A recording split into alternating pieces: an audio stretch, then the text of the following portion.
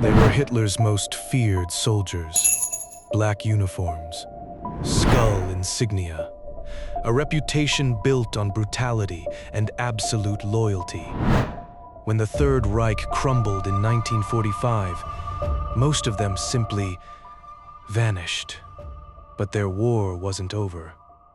It just changed shape. From the battlefield to the courtroom, from the courtroom to the ballot box, and ultimately to the history books themselves. At its peak, the Waffen-SS fielded over 900,000 men. They weren't regular army. They were the armed wing of the Nazi Party, indoctrinated, ideologically committed, and implicated in some of the worst atrocities of the Second World War. From the Malmedy massacre to the slaughter of civilians across Eastern Europe, the Waffen-SS earned a reputation that would haunt its members for decades.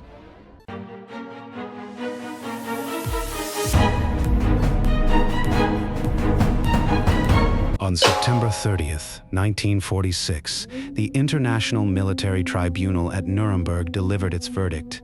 The SS, including the Waffen-SS, was declared a criminal organization. This was unprecedented. Not individual criminals, but the entire organization. Every member, from the lowliest private to the highest general, was now marked. For the roughly 250,000 Waffen-SS veterans still in Germany, this meant everything. They lost their pensions, their civil rights, and their standing. Nazification courts processed them category by category: major offenders, offenders, lesser offenders, and followers. But the sheer scale of the problem overwhelmed the Allied authorities. There were simply too many cases, and not enough time. Some of the most notorious Waffen-SS commanders faced individual trials. Kurt Meyer, the Panzermeier of the 12th SS Panzer Division, was convicted of war crimes for ordering the execution of Canadian prisoners in Normandy. Sentenced to death, later commuted to life imprisonment, he was released after just 9 years. His early release became a symbol for victims that justice had failed. But not every Waffen-SS man stayed to face trial.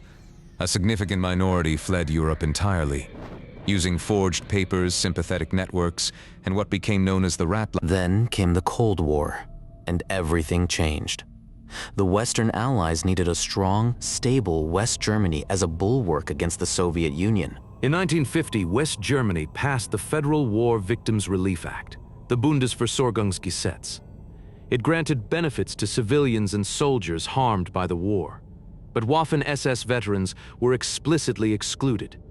That didn't last. The political pressure was enormous. An estimated 500,000 former Waffen-SS men lived in West Germany, and they could vote. In 1953, Chancellor Konrad Adenauer made a declaration that sent shockwaves through the survivor community. Speaking before the Christian Democratic Union, he said, "The men of the Waffen-SS were soldiers like everybody else. Try to explain to other countries that the Waffen-SS had no connections with the Gestapo. Try to explain that the Waffen-SS has not shot any Jews." It was a political calculation, but for Holocaust survivors, it was a moral betrayal. Adenauer's declaration opened the door. Waffen-SS veterans became eligible for the same war pensions as regular Wehrmacht soldiers. The state that had declared their organization criminal was now paying their retirement. By the 1990s, Germany was still paying war disability pensions to Waffen-SS members, including convicted war criminals. That policy continues in some forms to this day. When West Germany formed its new army, the Bundeswehr, in 1955, the question of Waffen-SS veterans became unavoidable. The Allies were uneasy.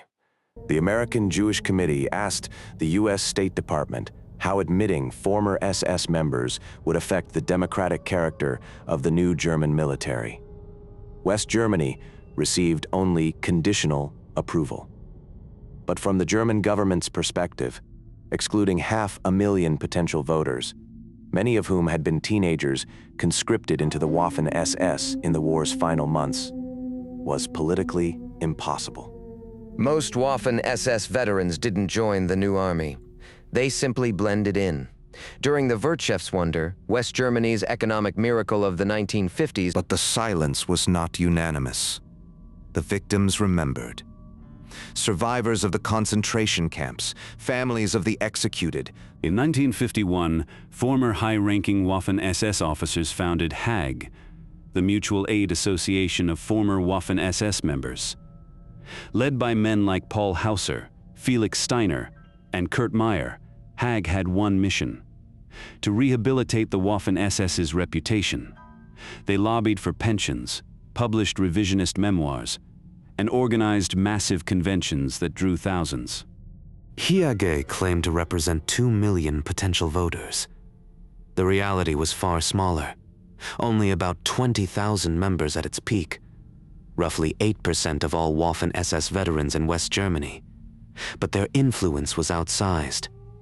Their monthly magazine, Der Freiwillig, The Volunteer, circulated widely. Their publishing arm, Munin Verlag, produced hundreds of unit histories and memoirs that portrayed the Waffen-SS as an honorable military force, unconnected to the Holocaust. Paul Hauser, the former commander of the 2nd SS Panzer Corps, even titled his memoir Soldiers Like Any Other, directly borrowing Adenauer's phrase. The book became a cornerstone of Waffen-SS revisionism. The strategy was clear: separate the Waffen-SS from the SS that ran the camps, erase their ideological origins, and rebrand them as soldiers who simply fought bravely on the front lines. For a time, it worked. HAG gained access to conservative politicians. Franz Joseph Strauss, West Germany's Minister of Defense, wrote to HAG in 1957. The frontline units of the Waffen-SS are included in my admiration for the German soldiers of the last World War. Even the opposition leader, Kurt Schumacher of the SPD, maintained friendly relations with the organization. But by the early 1960s, HAG's mask began to slip. Their publications grew more openly extreme. Convention speeches glorified the SS past without restraint. Former war criminals were celebrated as heroes at annual gatherings. Mainstream politicians started distancing themselves. One by one, every major German political party banned HIAG membership. By the 1980s, HAG had completed its shift from a lobby group into a far-right extremist organization. HAG was finally dissolved in 1992, but the damage to historical memory was already done. Through decades of lobbying, publishing, and political pressure, they had The real story is more complicated and more disturbing. Up to 60,000 Waffen-SS men also served in the concentration and extermination camps. The Waffen-SS was not... If you found this story important, hit subscribe and turn on notifications. The Scribble Fact brings you history the way it actually happened, not the way its survivors wanted it remembered. Share this video with someone who needs to hear it.